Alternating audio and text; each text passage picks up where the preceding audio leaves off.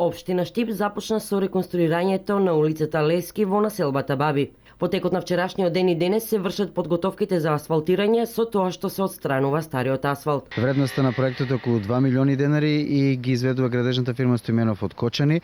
Значи во текот на вчерашниот ден и денес се очекува да заврши отстранувањето на стариот асфалт, а веднаш по создавање на услови до крајот на оваа недела, евентуално следната, ќе биде поставен новиот асфалт. Асфалтот на улицата Лески во населбата Баби не е обновуван повеќе од 20 години, а за жителите тоа значи посигурно возење под услов како што велат да не се стави тенок слој асфалт. Асфалт става 2 сантима за една година не могу. Тука нема скавано 20 години, после 20. Ја 20-30 години.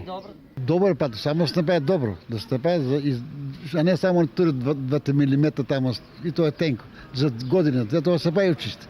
А сега убаво изгребано, да се дотера само.